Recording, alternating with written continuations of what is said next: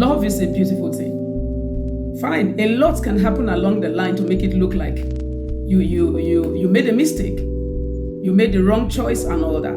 Those are the things that will happen in between. So love is a beautiful thing. It is the love that will make a man pick a woman that he wasn't there when this woman was born. He doesn't even know what happened along the line in her upbringing. And he says, I want to marry you, because it means I want to marry you, I want to love you, I don't care what may have happened along the line in your life. But right now, I love what I see and I want to marry you. And it's the same reason a woman will follow a man. I call this one a stranger at that point in time, a stranger, a man you don't know anything about. And you're saying, okay, I am going to marry you, and we're going to live together.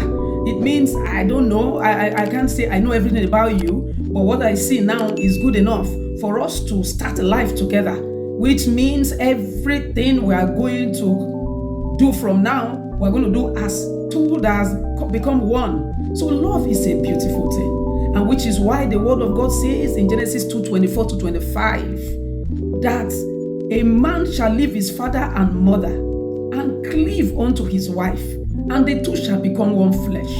And they were both naked and not ashamed.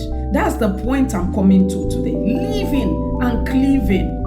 You leave your father and mother and you cleave unto this woman. And you, the woman, you are leaving your father and your mother, you are cleaving unto the man because you love him well enough, you love her well enough. It's not that you are leaving behind your family, you are abandoning the family that brought you up. No, it means you, the man, you are coming to start a home that you are now the head, a home that you are now the leader, and the woman is your helpmate. So in the first place, you saw enough reason to live together. You saw enough reasons to be with one another. So marriage is beautiful. It does not mean that along the line trials will not come. In the journey of life, trials come everywhere. Come from angles sometimes you least expect. So you don't expect that in marriage it's all going to be rosy, because that's the wrong mindset, and that's the reason people just go in and the next thing they find, oh, this wasn't what I bargained for, this wasn't what I expected to see. In life, do you sometimes bargain for what you see? You don't. The only one that knows the end from the very beginning is God. That's the only one. He's the only one that sees in between of life. So when you get into marriage, be determined in your heart to live with this man. Be determined in your heart to live with this woman. So all the errors, all the weaknesses is not what you start to magnify, but you look into the love, what you saw in the first place that made you to take that step, that the two of you can be together. So that is enough reason for you to leave everything that we otherwise come and try the marriage. That's the reason you must shove them aside. You must live and cleave. Living and cleaving is two hearts coming together as one. Two hearts, two people that are ready to forgive one another. Because a lot is going to happen. Don't be deceived. A lot is going to happen. I want to get married. I want to get married. I want to get married. It is good though. Very, very good. But be ready to make sacrifices. But inside the sacrifices you're making, you find contentment, you find satisfaction, which is the truth. And that is you, the partner. As you're sacrificing, the other one is sacrificing. What is that sacrifice all about? Oh, what you never bargained as you're saying it? Try to communicate. You must communicate. If you do not communicate, there will be problem. Once you do not communicate, there will be assumption. If you start to assume that this is this and this is not, and you don't ask questions, it will turn out that you'll be piling a whole lot in your heart. And as you are piling a whole lot in your heart, it's beginning to play down that love, that affection you have for your partner. So each time you observe what you never expected or never bargained for, discuss it, communicate. That is one crucial key that keeps your marriage going. That's one thing that keeps the love glowing. That's one thing that takes all form of anger from the heart. Anger is when you accumulate so much in your heart because you don't know how to ask, you have drawn conclusion. At the end of the day, you find that what you felt for this person that was love is now it has gone sour. So living and cleaving, don't forget that again. And they were both not ashamed. That means you must be open to one another. That is another secret. Communication, openness. You must be open to one another.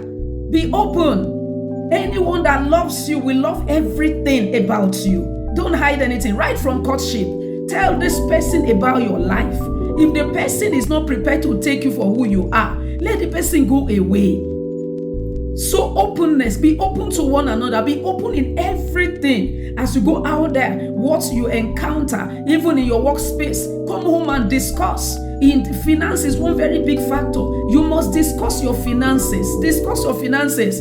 And you man, don't begin to act up because you are the man. Let me act up and let her know that I am the man. What you don't have, you pick up the phone and start making call of how many million contract, dollar contract. But when she asks you for money for something in the house, you say you don't have. So why are you dropping those names, and why are you leading her on a path that tomorrow you now call her a name that she's greedy, she likes money? Oh, she's greedy, likes money because all you do is just make phone calls that look like those contracts are rolling in money, and yet there's nothing dropping in the home. So be open, be truthful to one another, be very open. And you, the woman, one thing you must do to keep your marriage going and glowing, you must submit. There's no two way to it. You must submit. What am I saying? You can't have two captains in one ship. You can't. Submission doesn't mean you allowing the man to trample upon you. Submission means you respecting him as the head of the home. You respecting him as the head of the family. Show him respect. Don't act like two captains are in one ship. Show him respect because God commanded you to do so. And you, the man, you must love. What is love?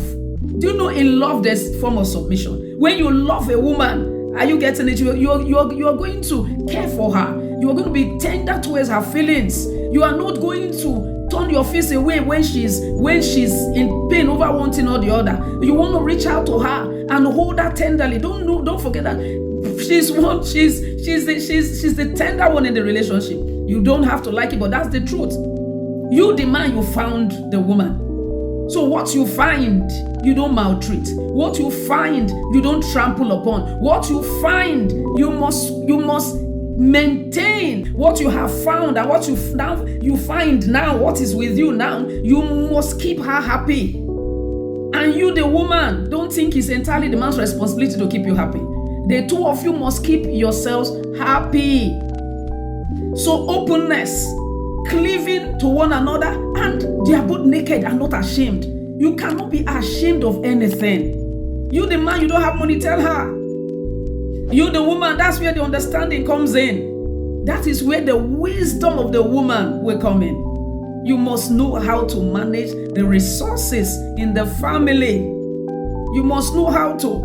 And most importantly, the two of you must help each other to be the best version of you. The better version of you before you got married must begin to manifest in marriage.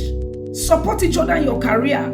Support each other. Your fears, every human being you see has one fear or the other. Find out what is making this one anxious and allay those fears. Be there for one another. Indeed, marriage is a beautiful thing. That's the truth. Marriage is a beautiful thing. If you decide to get married with the openness of your heart.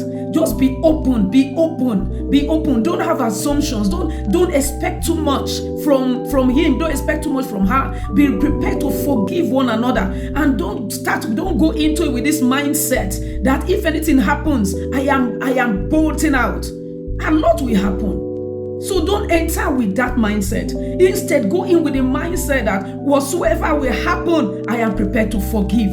That helps your peace of mind.